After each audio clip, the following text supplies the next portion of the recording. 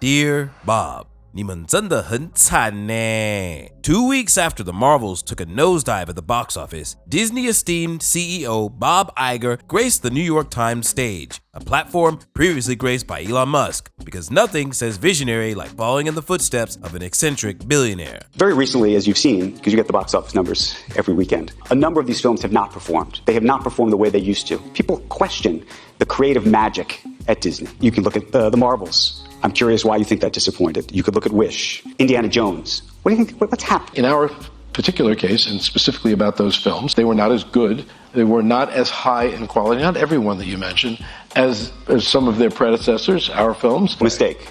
Definite mistake. And Marvel suffered greatly from that. I would say right now, my number one priority is to help the studio turn around creatively. I don't want to apologize for making sequels. Some of them have done extraordinarily well, and they've been good films too. There has to be a reason to make them. You have to have a good story. And often the story doesn't hold up, not as strong as the original story. That could be a problem, but you have to have a reason to make it beyond commerce. And we've made too many. Now, I must say, Bob is a genius. He is the mastermind behind snatching up Pixar and Marvel and responsible for birthing the first phases of the Marvel Cinematic Universe. Bob, with his unparalleled vision, knew exactly how to make a company bloom and blossom. He made those tough decisions that required grit, determination, and possibly a crystal ball. However, after witnessing his recent Marvel musings, it's as if Disney has misplaced that crystal ball or perhaps tossed it into a pruned timeline. Everyone and their cat seems to know what the problem is, except for Disney. Since Bob's interview,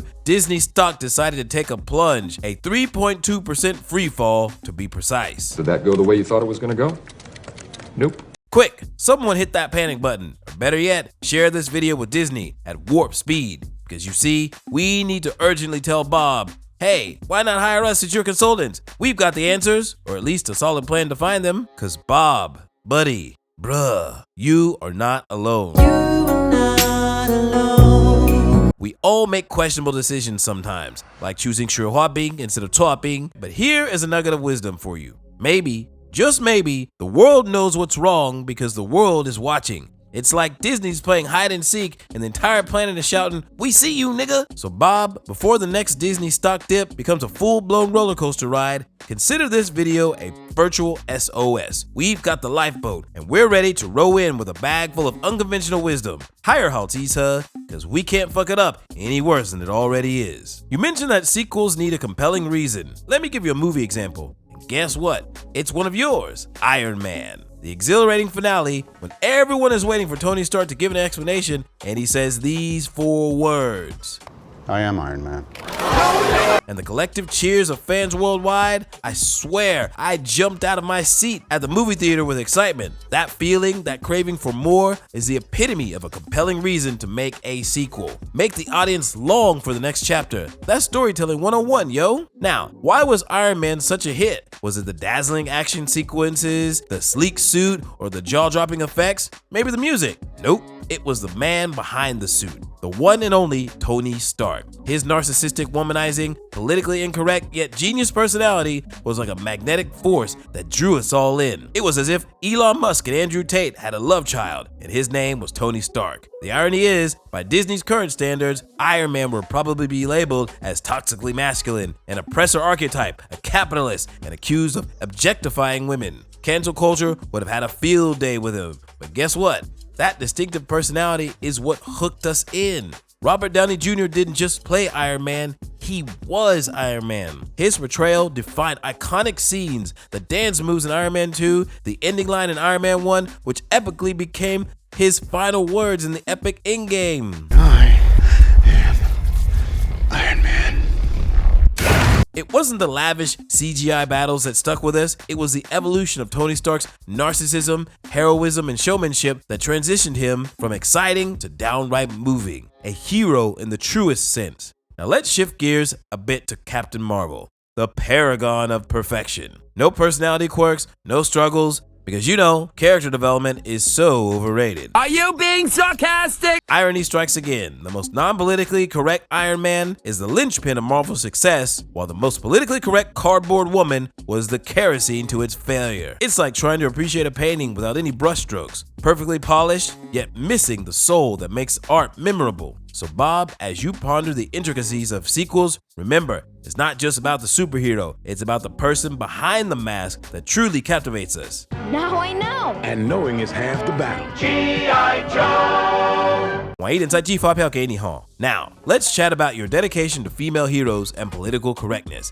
If you're aiming for successful sequels, here's an example, A Quiet Place, featuring the incredible Emily Blunt. It's like the little engine that could, politically correct, but still excellent. In this cinematic gem, men either meet their unfortunate end or, let's say, contribute to some chaotic situations, all done with a touch of reason. Emily Blunt takes center stage as a pregnant mother facing monstrous terrors with a mix of fear and bravery that tugs at your heartstrings. You can't help but empathize with her struggles. But wait, there's more. The on-screen daughter, a non-mainstream actress, might not fit conventional beauty standards, but her personality makes her feel like a genuine, relatable human being. Now compare that to Miss Marvel, where our body-positive Pakistani hero seems to be just smiling awkwardly, spouting cringy lines with no discernible personality, all seemingly to check off some ESG, DEI, SHIT quota.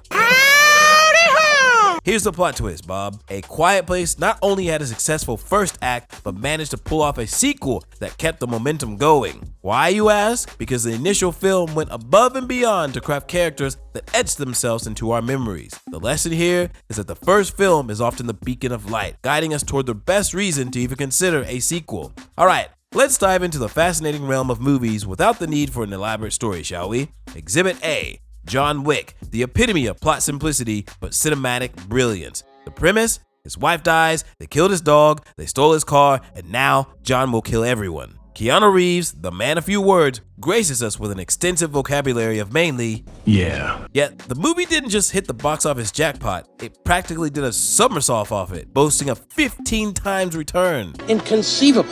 How, you ask? Well, it's all about art and action design, my friend. John Wick isn't just a movie, it's a visual feast. It introduces gun fu that's fresher than a peppermint on Christmas morning and weaves a creative universe that all has us hooked. The film style? Oh, it's not just attractive, it's deeply, profoundly badass.